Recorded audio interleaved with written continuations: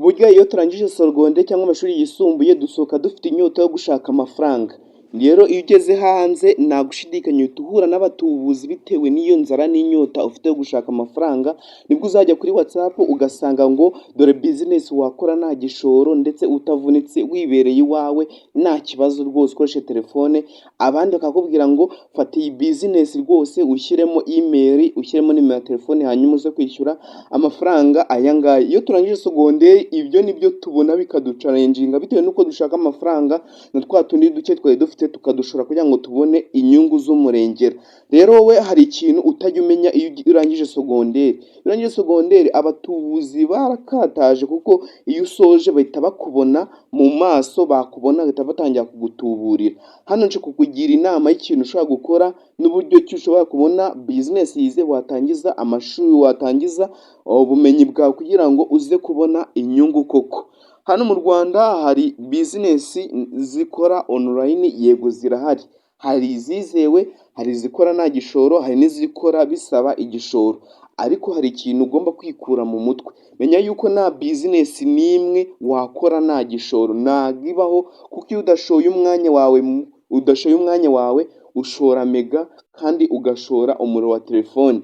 Hano rero nta business wakora nta gishoro ibaho, kubera yuko iyo utakaza umwanya wawe kuko igihe murabizi yuko ari amafaranga, ushobora kugira ngo ubone amadolari 10 ushaka gushora byibuza iminsi 30 wicaye ukora amafaranga, ukora mining, ugategereza inyungu ukarambirwa. Rero bisaba kwicara ukarambya iyo bakubwira ngo kora amafaranga nta gishoro. Ariko hari na business ukora ushoye amafaranga, izo ni nkeya cyane kuko iyo urangije kwinjizamo amafaranga yawe bakabona utangiye kugira minimum withdraw yo kubikuza, bahita bafunga business, amafaranga yawe agashya.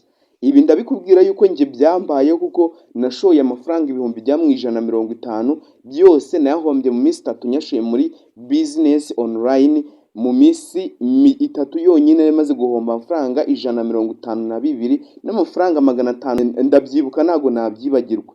Rero nawe niba ugisoza secondaire, reka inzara n'inyota ufite yo gushaka amafaranga, ahubwo utekereze ibingibi ngiye kukubwira. Hano ni muri video tugiye kubana, njyewe nitwa Callixte Mutabazi nk'ibisanzwe, naho iyi video iraza gusoza wamenye uburyo ki ushaka kwitwara muri abatubuzi bo hanze barekereje bashaka kuwugana duke wari ufite ugisoza secondaire. Rero niba ushaka kandi ukabona iyi video ariyo wari ukeneye, kanda like iyi video, uyihe like kandi ukande subscribe, uze kwishanga inshuti zawe niba ubona hari ikintu iza kugufasha. Kandi ibitekerezo byanyu ni ingenzi cyane kuko nibyo duheraho dukora izindi video zitaha. Iyo urangije secondaire rero nk'uko nababwiye abatubuzi batangiye kukubona. Hano rero mu Rwanda menya yuko online business ni nkeya cyane, ariko muri izo business ngiye kukubwiramo nkeya. Iya mbere yitwa Fiverr. Iyi ni business wakora ugatanga ubumenyi ndetse ukicara ukarambya, abantu bakakwaka service ukayikora bakayiguhembera. Hari business wakora ukoresheje telefone yawe ugafotora ifoto warangiza ukayipostinga kuri iyo business, hanyuma abantu bayireba bayikunda bakakwinjiriza amafaranga. Ikindi hari na business ugeraho ukandika story, ukandika inyandiko abantu bayikunda kandi cyangwa bayisoma bayikunda, nabwo ukinjiza amafaranga. Hari business wakora ureba video, wamara kureba video bakakwinjiriza amafaranga. Hari na business nyinshi wakora mu gukora amasurvey cyangwa amabarura, wayirangiza byibuze buri survey bakaguha amafaranga. Njya mubona yizwa nka Metro Opinion, GG Opinion, Swavimo ndetse n'izindi business zigiye zitandukanye, ariko bitewe n'iyo ushaka uraza kunyandika muri comment tuzayihereho dukora video itaha. Hari n'izindi business wakora ushoye amafaranga, ukareba video kuri YouTube, TikTok ukinjiza amafaranga, ndetse n'icyitwa nka trivia question ugasubiza ibibazo bikeya ukabona amafaranga. Ikindi hari n'indi business online, aho iyo ushoje secondaire cyangwa ufite ubundi bumenyi bugiye butandukanye wenda nko mu ndimi, ushobora kwigisha abantu bo mu mahanga ururimi rugiye rutandukanye wakuye mu ishuri, hanyuma ukicara nka teacher, warangiza abantu babikunda bakaguha amafaranga cyangwa babireba. Ikindi hari na business ushobora guheraho ushingiye kumenya akuye muri sogonderi bwo gukora ibintu byinshi bigiye bitandukanye, nayo ushobora gukoraho warangiza ukinjiza amafaranga. Hari business nyinshi hano hanze waheraho, wowe biraterwa n'iyo wumva ushaka guheraho. Abantu bize indimi, bize siyanse, bize mate, bize ibintu byinshi bigiye bitandukanye, mwese munyandikire section, buri wese ureba iyi video aze kunyandikira section yize senior 6, hanyuma tuze guheraho byibuze turebe kino cyiciro cy'abize ibingibi bakora ibingibi bitewe n'izi business zidasaba amafaranga. Zirahari zizewe, ariko kuko uba utarabimenya hari abahita bagufatirana ugashora umwanya wawe ugata igihe, barangiza bagahita bakurya amafaranga yawe. Ikindi akenshi scam usanga bavuga ngo korera ngo amafaranga ngo amadolari 200 ngo ureba video cyangwa ukora ibingibi ngo bahita bakwishyura. Aho ngaho rwose menya yuko nta business nimwe bakorana mu Rwanda ngo winjize amafaranga amadolari 200 uko nguko ku bintu biri aho ngaho ngo ubone amafaranga. Ibyo rwose ntago bishoboka. Cyangwa ngo subiza ngo ikibazo ngo mu masegonda 30 ngo winjize amadolari 5. Menya yuko iyo business rwose ntago ishoboka. Ahubwo we uraza kunyarya muri comment bitewe umbwira ati se nakora ihe business nta gishoro byagenda bite.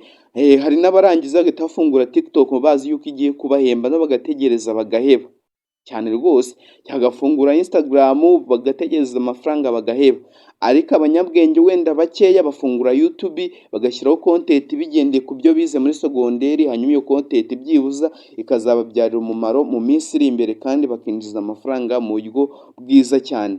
Bitewe na purpose na section wize uraza kunyandika muri comment umbwira ati tugira inama ya business twakora nta gishoro, cyangwa tubwire iyo twakora dushoyemo make tukunguka menshi mu gihe gitoya cyane. Hano ndahari kugira ngo mbafashe. Iyi ni channel yanyu mwahisemo.